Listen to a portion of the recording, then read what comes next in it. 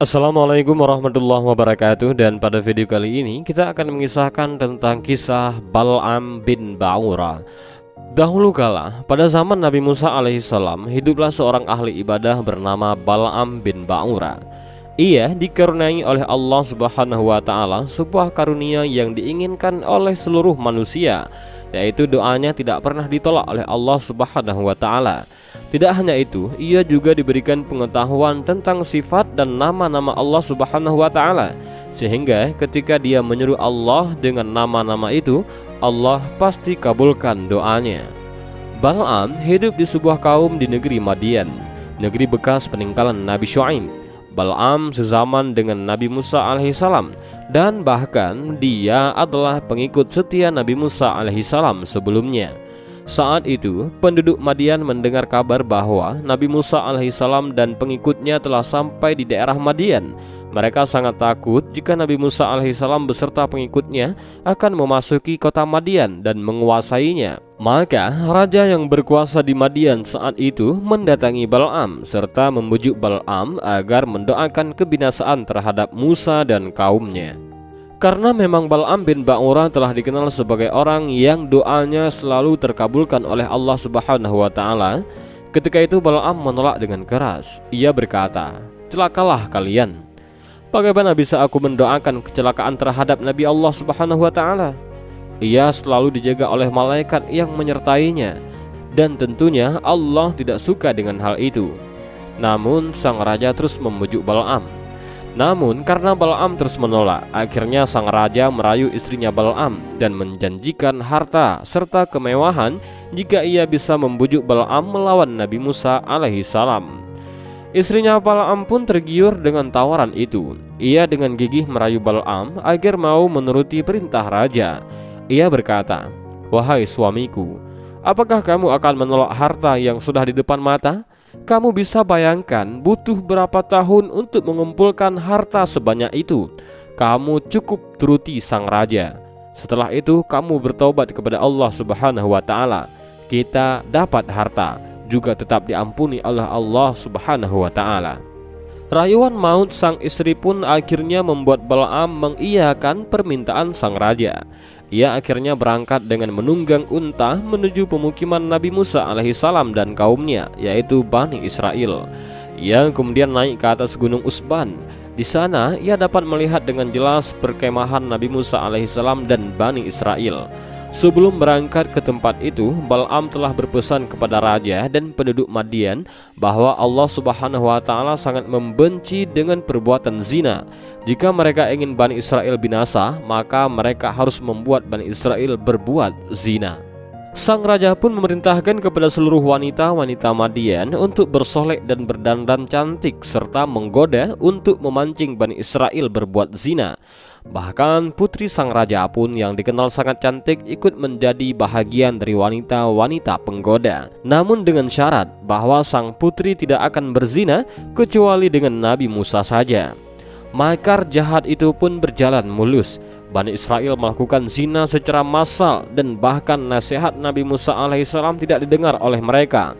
Di saat Bani Israel sedang asyik dengan perbuatan mereka itu, Bal'am dari atas bukit Husban bersuruh kepada Allah Subhanahu wa Ta'ala untuk kebinasaan Bani Israel. Maka Allah Subhanahu wa Ta'ala turunkan penyakit ta'un yang membuat Bani Israel mati satu persatu dalam hitungan menit. Putri sang raja itu pun mencari Nabi Musa, namun Nabi Musa mengabaikannya. Kemudian ia merayu pimpinan 12 suku keturunan Yakub dan dia pun berzina dengannya. Pada akhirnya mereka semua berzina kecuali hanya sedikit dari mereka yang tidak melakukan hal itu. Perzinaan itu pun berhenti setelah salah seorang dari keluarga Nabi Harun membunuh putri raja dan kepala 12 suku keturunan Yakub dengan tombak. Namun apalah daya, nasi telah menjadi bubur. 20.000 orang Bani Israel mati karena ta'un dan akibat dari doa Bal'am bin Ba'ura. Sejak itu Bani Israel terjebak di lambah Ta'in. Mereka tidak bisa keluar darinya, termasuk Nabi Musa alaihissalam dan Harun. Ketika mereka pergi ke arah utara pagi hari, tiba-tiba di sore hari mereka kembali ke tempat mereka berangkat. Saat mereka pergi ke selatan sore hari, tiba-tiba pagi harinya mereka kembali lagi ke tempat mereka berangkat. Hal ini membuat Nabi Musa alaihissalam terheran-heran. Maka Nabi Musa alaihissalam pun berdoa kepada Allah Subhanahu wa ta'ala untuk meminta petunjuk.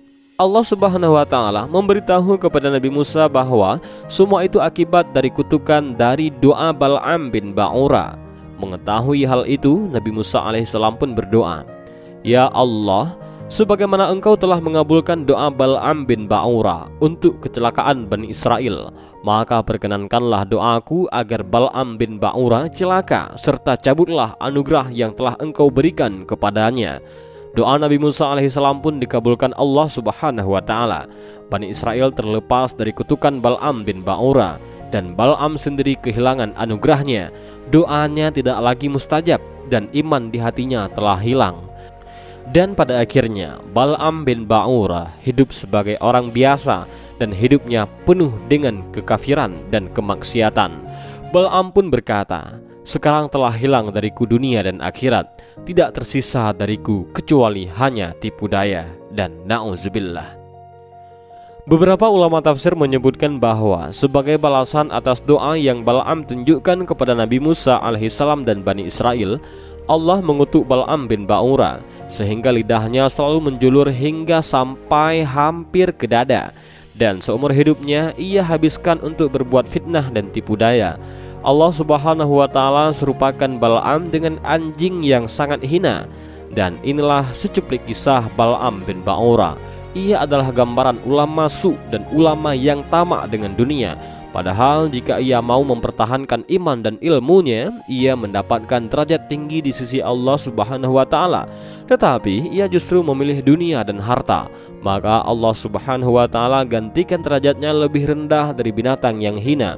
Allah Subhanahu wa ta'ala setarakan ia dengan seekor anjing, sebagaimana firman Allah Subhanahu wa ta'ala di dalam Al-Quran, "Dan bacakanlah kepada mereka berita orang yang telah kami berikan kepadanya ayat-ayat kami, pengetahuan tentang isi Alkitab.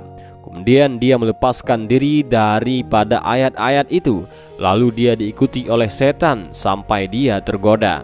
Maka jadilah dia termasuk orang-orang yang sesat.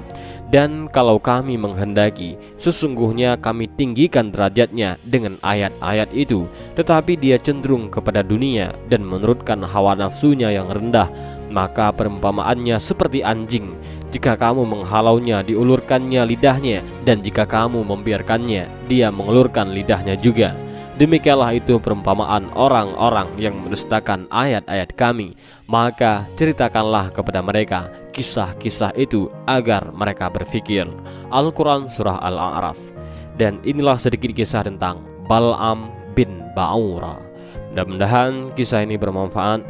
Demikian video singkat ini, mudah-mudahan ada manfaat juga. Wallahu a'lam bishawab. Assalamualaikum warahmatullahi wabarakatuh.